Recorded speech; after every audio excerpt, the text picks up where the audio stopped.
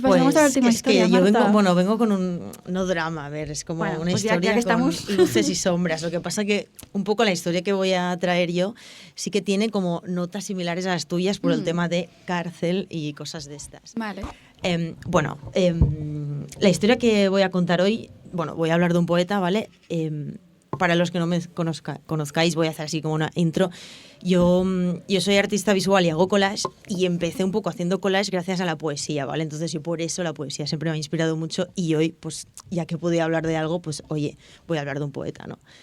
Que de hecho a este poeta lo conocí precisamente por ser de letras y estar un poco metida siempre en el apartado de poesía de las bibliotecas, ¿no? Hoy os voy a hablar de la historia de vida de Marcos Ana. No sé si alguien de aquí lo conocéis. Su nombre real no es Marcos Ana, era como su nombre de guerra, en honor a sus padres, Marcos y Ana. ¿Tiene sentido? Está bien, nos apuntamos esto. Su verdadero nombre era Fernando Macarro Castillo. Y como digo, he traído su historia de vida aquí hoy porque está llena como de mucha oscuridad y luego de mucha luz, y está también muy relacionada con las letras, ¿vale? Voy a hacer una breve introducción. Marcos Ana es conocido por ser el preso político que más años estuvo en las cárceles franquistas. Estuvo como 23 años, no sé si 22 años y 7 meses o algo así. Para que nos hagamos una idea, o sea, entró con 19 años y salió con 42, ¿vale? O sea, es como, vale, te arrancan la juventud o todo lo que es tu parte de evolución en esa pronta edad, la pasas en la cárcel, ¿no? Entonces, fue ahí en la cárcel donde él empezó a escribir poesía. Él, de hecho, su educación fue muy pim pam, fue a la escuela lo justo para aprender a leer y escribir. Y un poco la gracia y el giro de la historia es cómo en la cárcel, en un lugar tan oscuro, nació lo que es la poesía. Y no solo ahí escribo un poco para sobrevivir, sino que luego sus poemas y su mensaje, se extendió muchísimo, ¿no? Entonces, para él el escribir y esa cultura o seguir leyendo libros así de escondidas fue un poco un acto de resistencia y un súper salvavidas, ¿no? Bueno, hecha esta intro, que igual he hecho spoiler ya de todo, pero bueno.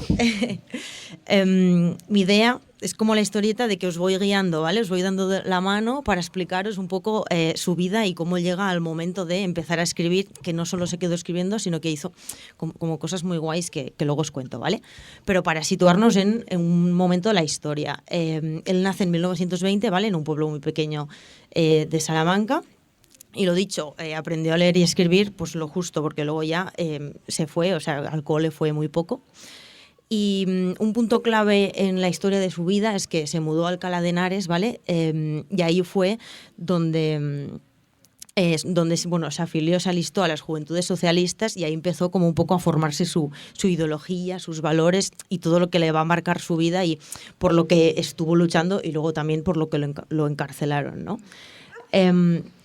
En el momento de estallar la Guerra Civil Española, él se alista como voluntario en el bando republicano y luego acaba como acaba, todos sabemos. En el 39 pues es detenido pues también obviamente por ser republicano, ¿no? Y ya desde el 39, que es un momento en que pues lo es detenido, ahí empieza ya para Marcos Ana como un peregrinaje, ¿vale? Entre campos de concentración y cárceles, ¿no? Y que no llega a salir hasta el cabo de 23 años, o sea, hasta el 1961. Y todo esto os lo cuento porque, a pesar de que estuviera ahí como saltando de una cárcel a otra, y de hecho estuvo también condenado a muerte 2 veces, pero luego se lo conmutaron como por 30 años de cárcel, así como un poco mucha peripecia en estas fases. Hubo una cárcel en la que estuvo 15 años, ¿vale? La cárcel de Burgos. Y ahí es un poco donde sucede todo, ¿vale? Él mismo, él tiene muchos libros que ha escrito de poesía, poemarios y una autobiografía, y él cita textualmente, para mí la cárcel fue una universidad, y realmente, o sea, no lo decía de forma poética, sino totalmente literal, porque claro, entras con 19 y aprendes de lo que ves ahí. Obviamente, él también en sus poemas pues habla de la tortura que sufrió, los miedos, el ver a tus compañeros que se iban y los iban a fusilar, o sea, como toda esa presión. Y en todo este caldo de cultivo, este mejunje de mucha oscuridad, obviamente, y mucho miedo, hubo un momento, y fue justo ahí, donde él empezó a escribir poesía. Y hay como una anécdota, entre comillas, que es que su primer poema no lo escribió en lápiz ni en papel, sino que lo dejó grabado en la pared de su celda, ¿vale? Entonces es como de alguna forma el empezar a escribir y el como de alguna forma guardar esa cultura o ¿no? conectar con la escritura fue algo que le salvó. Entonces, pero no, lo guay, que es lo que os quería traer, es que, o sea, no solo le salvó a él, sino que él o sea, hizo como de dinamizador dentro de la cárcel, ¿vale? Dinamizador cultural, lo voy a llamar así. Porque organizaban tertulias, obviamente todo esto clandestino, ¿eh? O sea, estamos hablando de una cárcel franquista y tal. Intentaban, él dice también en sus memorias, como que tenía como textos sueltos, trozos de páginas de poemas de Pablo Neruda, de Rafael Alberti, y que él se los leía, los memorizaba, y con eso luego él memorizaba y creaba en su mente sus propios poemas que luego escribía, ¿vale? O sea, era como, en todo eso tan oscuro, él se agarraba a eso, en plan a la creación y a la poesía de alguna forma, ¿no? Y no solo se lo quedaba él para su persona, sino que lo extendía a pues, su grupo de presos o a las personas que tuviera ahí más cerca. Y lo dicho, organizaban tertulias, crearon como un periódico clandestino, que luego obviamente le pillaron y le torturaron por ello, ¿no? Pero...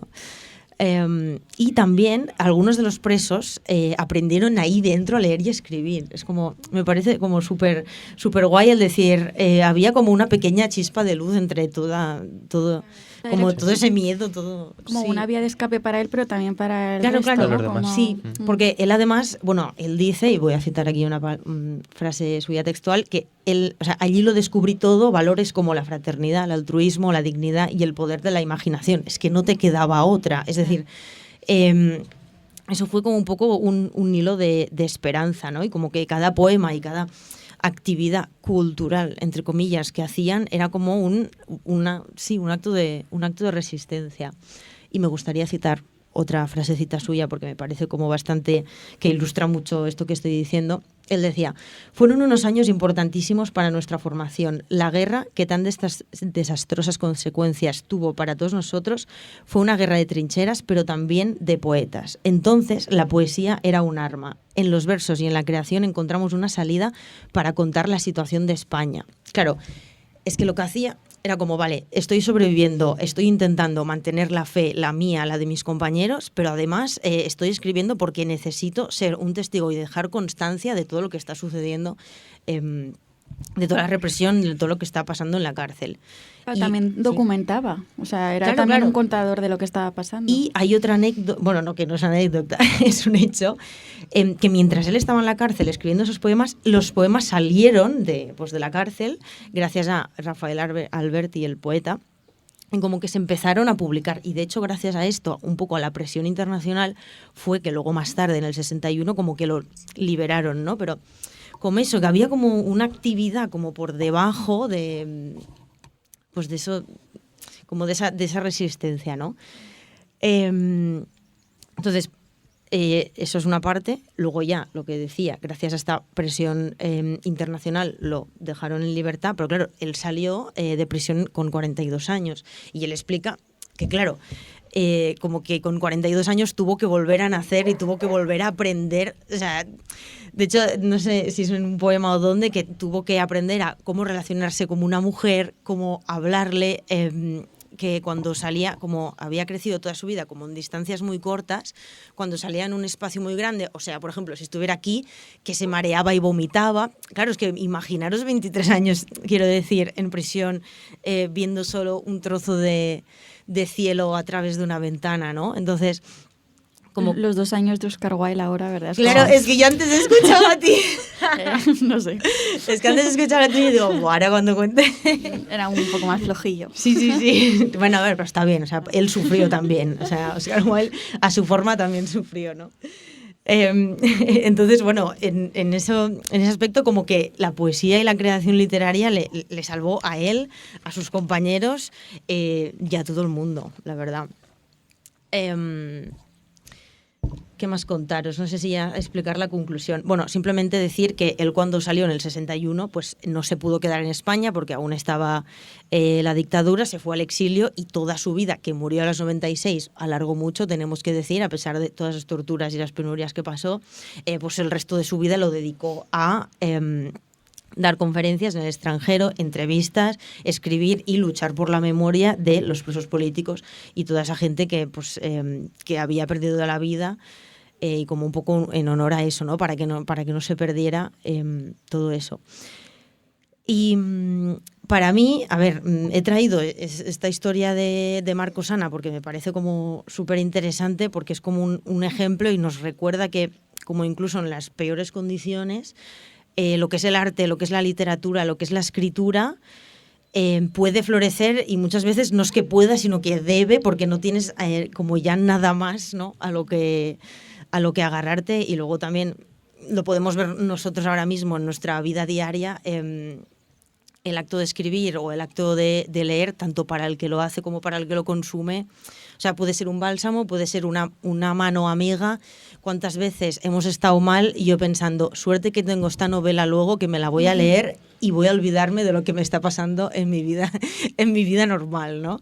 Entonces, obviamente, un ejemplo como muy simplista, pero que al final, como que todo esto, la cultura, la literatura, poesía, no es solo belleza, no es solo entretenimiento, sino que es como algo más que tiene como mucho más poder, ¿no? Y esto es importante y no se tiene que perder, y pues están haciendo cosas como las que estamos haciendo hoy, ¿no? Como, jolín, que tenemos como más cosas dentro y que queremos explicarlas, ¿no? Entonces, esto es un poco. Quizás me gustaría leeros un poema cortito de Marcos Ana, porque claro, ya que os estoy diciendo, luego hay de la poesía de Marcos Ana, que si la buscáis hay muchos en internet, PDFs de todos sus poemas. O sea, tiene como una escritura que es muy, no simple, sino que te llega muy, muy fácil, porque tiene se entiende muy, muy bien, ¿no? Bueno, voy a leeros un trocito del que yo creo que es como su poema más conocido y que representa muy bien el tema este de estoy encarcelado, he perdido la dimensión de cómo son las cosas. Entonces, por favor, contadme cómo son las cosas, ¿no? Y dice así: decidme cómo es un árbol, decidme el canto de un río cuando se cubre de pájaros. Habladme del mar, habladme del olor ancho del campo, de las estrellas, del aire. Recitadme un horizonte sin cerraduras y sin llaves, como la choza de un pobre. Decidme cómo es el beso de una mujer. Dadme el nombre del amor, no lo recuerdo. ¿Aún las noches se perfuman de enamorados con tiemblos de pasión bajo la luna? ¿O solo queda esta fosa, la luz de una sepultura y la canción de mis losas? 22 años, ya olvido la dimensión de las cosas, su color, su aroma. No es todo el poema completo, pero bueno, nos hacemos una idea, ¿no? Entonces, bueno, yo creo que con esto ahora cerramos. Cerramos. Os animo muchísimo, de verdad, a que leáis sus poemas, son muy bonitos. Y no sé. Qué guay. Pues me parece como un cierre como muy emocionante, y además aquí pues en el kiosco de las letras, ¿no? Que usan el lema de donde la literatura florece y que es un poco pues bueno, lo que has dicho, ¿no? Sí. Hay que agarrarse a... Y un poco a también, la cultura en general, ¿no? Sí, puedo unir con el título, ¿no? De Yo es que soy de letras, que es un poco también una reivindicación de las letras, de las artes, que parece que siempre quedan como en un segundo plano, no son tan importantes, sin embargo, todos hacemos uso, ¿no? Y todos queremos estar rodeados de estas cosas siempre, entonces habrá que defenderlo de algún modo. Totalmente.